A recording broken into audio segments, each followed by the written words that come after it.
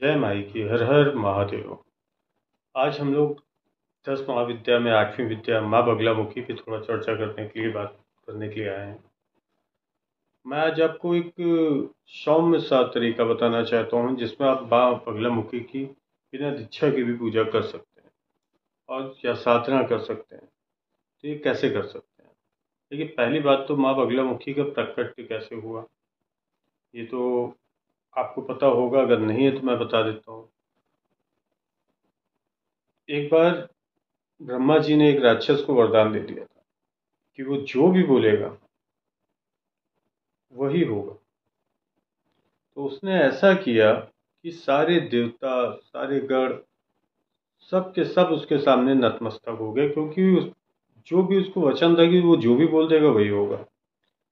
तब विष्णु जी ने शिव जी से कहा कि अब इसके लिए क्या निवारण किया जाए। तो शिव जी ने बताया कि आप माँ बगलामुखी की आराधना करें।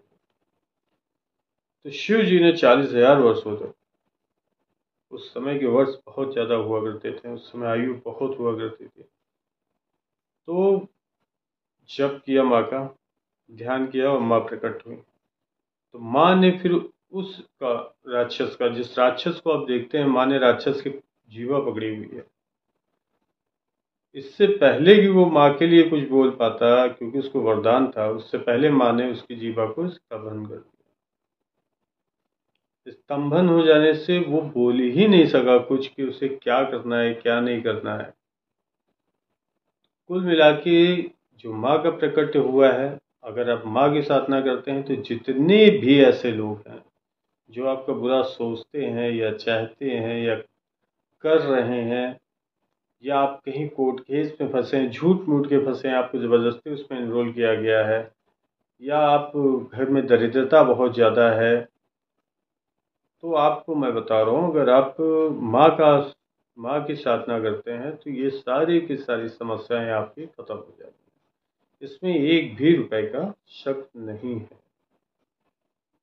तो माँ बगलामुखी की आराधना करने के लिए सौम्य तरीके से, मगर अगर आप दीक्षित नहीं हैं तो आप कैसे करेंगे?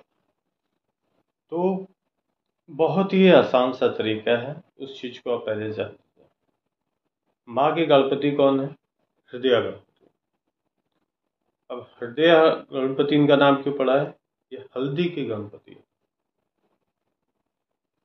मतलब हमें जो स्मरण करना है वो इस तरीके से करना है कि हल्दी के गणपति जी हैं हृदय। तो जब भी आप माँ की पूजा करने से पहले सबसे पहले इनको याद करेंगे। दूसरी बात, माँ के शिव कौन है? मृत्युंजय शिव। तो हमें इनका स्मरण करना है। इसके बाद माँ के भैरव कौन है? आनंद भैरव। हमें इनका भी स्मरण करना है। और माँ का, क्योंकि आप दीक्षित नहीं हैं तो आप माँ के बीज मंत्र का जप नहीं कर सकते। तो ऐसी स्थिति में माँ की कृपा पाने के लिए, जब तक आपको योग्य गुरु नहीं मिल रहे हैं, मैंने पहले भी वीडियो बनाया है, उसमें आपने देखा होगा कि गुरु की प्राप्ति कैसे होगी। सबको टाइम लगेगा और उसके लिए काफ़ी आपको जुड़ना पड़ेगा, तब जाके आपको 10 महाविद्या के गुरु की प्राप्ति होगी। बहुत टफ है, एक अच्छा गुरु 10 महाविद्या का मिलना बहुत टफ काम। आप ऐसे देख के वीडियो यूट्यूब से किसी कोई भी जप करना एकदम मत करिए। आपको जब तक गुरु नहीं मिल जाते हैं तब तक आप एक नॉर्मल पद्धति से माँ की पूजा करिए, उनका पूरा लाभ आपको मिलेगा। जब गुरु मिल जाएंगे उसके बाद आप अलग श्रेणी की साधना में जाएंगे, वो तांत्रिक साधना होगी। उसके लिए आपके पास पहले गुरु होना बहुत ज़रूरत है, बहुत ज़रूरी है। और लाभ के लिए आप केवल माँ से जुड़ेंगे, ऐसी साधना मैं आपको बता रहा हूँ कि उससे ही आपका सारे काम होने लग जाएंगे। हो सकता है आपको आगे इसी से ही पूरे काम आपके हो जाए।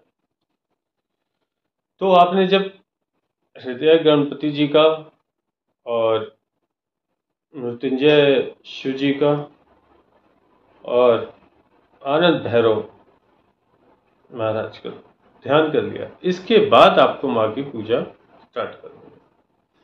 तो पूजा से पहले आपके पास अगर माँ की प्रतिमा है तो बहुत अच्छा है, प्रतिमा नहीं है तो आपका अगर माँ बगलामुखी का आपके पास यंत्र है तो आप उससे पूजा कर सकते हैं।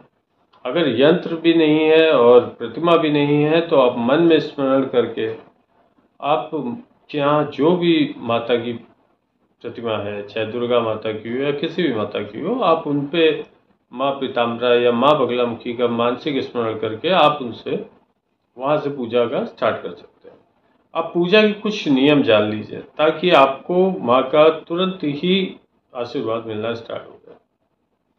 आप माँ की प्रतिमा को पीले आसन पे रखेंगे। माँ की जो चुनरी होगी वो भी पीली होगी। माँ का जो दिया आप जलाएंगे उस दिए की बाती को आप हल्दी से पीला कर लेंगे। उसमें जो घी डालेंगे उसमें भी आप थोड़ा सा हल्दी डाल देंगे। उसमें आपको पीली सरसों भी दिए में डालनी है, 2 लौंग भी आप दिए में डाल दीजिएगा। ये सारी चीजें करने के बाद आप पीला आसन लीजिएगा और पीला आसन और पीला कपड़ा आप कोशिश करिएगा पहन लीजिए। इससे कृपा बहुत जल्दी मिलेगी, माँ बहुत जल्दी प्रसन्न होती है। और अब पीला कपड़ा पहन के माँ के सम्मुख बैठिए। आसन जरूरी है, भले ही आप जप नहीं कर रहे हैं लेकिन आसन जरूरी है। तो आप आसन पर बैठ के आप आपको करना क्या है, आप गूगल से सर्च कर लीजिएगा माँ बगलामुखी की चालीसा। उस चालीसा का आप प्रतिदिन 11 बार पाठ करना चालू करें।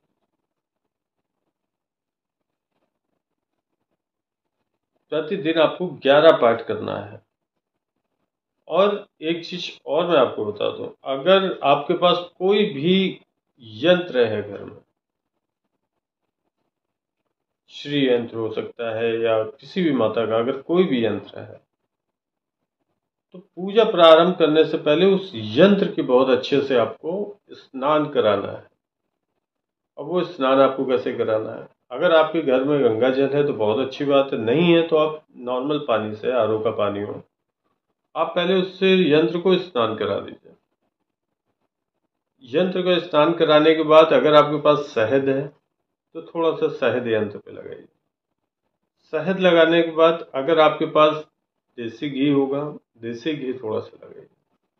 और देसी घी और शहद लगाने के बाद थोड़ा सा गुलाब जल उस पर डाल के माँ बगलामुखी को, माँ पीताम्बरा को याद करते हुए उसको अच्छे से साफ करिए। साफ करने के बाद फिर गंगा जल या पानी डाल के आप उसको धुल दीजिए। धुलने के बाद आप उस पे पीले आसन पे उसको भी रख देंगे और थोड़ा सा इत्र आपको उसके ऊपर जरूर लगाना है, ये जरूर है। इत्र बहुत इंपॉर्टेंट। ये करने के बाद फूल, आपके पास जो फूल हैं वो फूल आप उस पे रखेंगे। सारे फूल पीले ही रंग के या गुड़हल का भी फूल आप शायद चढ़ा सकते हैं। और जब आप ये प्रक्रिया कर लेंगे फिर आप अपना, एक चीज और मैं बता दूं इसमें, अक्षत, अक्षत बहुत जरूरी है। और अक्षत को आप पीली हल्दी में आप मिला लेंगे, पूरा पीला कर लेंगे अक्षत को, और उसको भी यंत्र के बगल बगल में और यंत्र के ऊपर डाल देंगे। और राइट हैंड में आप घी का दिया रखिएगा और लेफ्ट हैंड में आप तेल का दिया रखेंगे, कड़वे तेल का दिया। और उसमें भी आप वही सामान डालेंगे, क्या क्या, लौंग, 2 लौंग, पीली सरसों, अगर हड़ताल मिल जाता है तो एक चुटकी हड़ताल आप उसमें भी डाल, और थोड़ी सी हल्दी। राइट साइड में आपके होगा घी का दिया, लेफ्ट साइड में होगा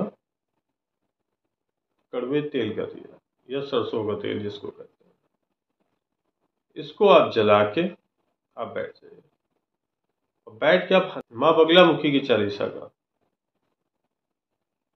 11 पाठ करिए। और फिर माँ बगलामुखी की अष्टोत्तर शतनाम स्तोत्र, इसका भी आप 11 पाठ करिए। बहुत छोटे छोटे हैं, बहुत बड़े नहीं हैं, मेरे ख्याल से आप आधे घंटे के अंदर कर लेंगे।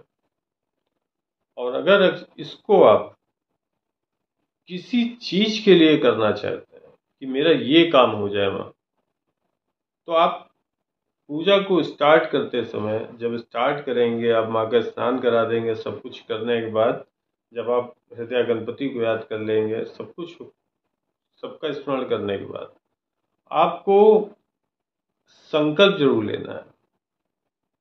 संकल्प कैसे लेते हैं तो नॉर्मल से आपको पता ही होगा, नहीं पता तो मैं बता देता हूँ। आपको 3 बार गंगा जल या पानी आपको हाथ में लेना है और हाथ को ऐसे रख के आपको माँ पीताम्बरा से, माँ बगलामुखी से बोलना है कि माँ मैं इस काम के लिए प्रण ले रहा हूँ कि मैं 11 पाठ बगलामुखी चालीसा का और 11 पाठ अष्टोत्तर शतनाम स्तोत्र का 51 दिन तक करूँगा। आप और उसमें आपको अपना नाम, अपने पिता का नाम, अपना गोत्र, ये चीज़ें बोलते हुए अपना निवास स्थान कि मैं भारतवर्ष में रहता हूँ, अपना जो शहर है शहर, और अपने मोहल्ले का नाम, इतना बोल के वो पानी आपको वहीं पे छोड़ के 3 बार उसको अपने माथे पे लगा लेना। अगर इस विधि से आपने जो भी मन्नत मांग के, जो भी चीज अपने कार्य की सिद्धि के लिए माँ का 51 दिन तक नित्य, लेकिन एक चीज ध्यान रखिएगा कि जगह वही होनी चाहिए जहां पे आप कर रहे हैं। ये नहीं कि आज यहाँ किया, कल कहीं और कर रहे हैं, फिर कभी सुबह कर रहे हैं, कभी शाम कर रहे हैं, ऐसे नहीं चलेगा। इसका समय है, आपको रात्रिकालीन निषेध समय में 10:30 बजे के बाद से लेके 1 बजे के बीच में या 1:30 बजे के बीच में ही ये काम करना है। और दीपक में विशेष ध्यान रखेंगे कि जब तक आप पढ़ रहे हैं तब तक आपका दिया बुझना नहीं चाहिए। और कोशिश करें कि एकांत में ही आप बैठ के इसको करें, वहाँ कोई शोर शराबा ज़्यादा ना हो, डिस्टर्बेंस ना हो आपका। और जब आप ये करेंगे, मैं आपको लिखित दे रहा हूँ, आपके दिमाग में बहुत से मलिन ख्याल आएंगे, आपका मन भी नहीं लगेगा पूजा करने में। उसके लिए भी मैं आपको एक छोटा सा उपाय बता दे रहा हूँ। आप हाथ में पीली सरसों लेंगे, उसको 11 बार अपने ऊपर से उतारेंगे, और उतारते समय आप माँ बगलामुखी का नाम लेंगे 11 बार, और उसको उठा के आप घर के बाहर फेंक देंगे। और फिर आके आप बैठ के मुझे बताइएगा कि आपका तुरंत वो ख्याल हट गया कि नहीं। हो सकता है नेक्स्ट डे फिर से आ जाए या 2 घंटे बाद दोबारा आने लगे, लेकिन उस समय आपको, जिस समय आप ये उपाय करेंगे उस समय नहीं आएगा। आप करके मुझे कमेंट पे बता दीजिए। इस पद्धति से आप माँ की पूजा करिए। माँ को भोग जो लगाइएगा वो भी पीला लगाइएगा। पीले लड्डू हो गए, संतरा हो गया, पपीता हो गया, केला हो गया, जो भी भोग आप लगाएंगे वो पीले रंग का ही लगाइएगा। और सारी पूजा को करने के बाद क्षमा याचना जरूर मांगिएगा माँ से। और क्षमा याचना मांगने के बाद प्रणाम आपको कैसे करना है वो बहुत इंपॉर्टेंट है। लंबवत प्रणाम माँ को करेंगे आप, पूरा लेट के जमीन पे, पैर से लेके पूरी बॉडी आपकी लंबवत प्रणाम करके कि माँ मेरा ये काम आप सिद्ध करा। 51 दिन आप करके देख लीजिए, हो सकता है बहुत पहले ही आपका काम हो जाए। जय माई की, हर हर महादेव।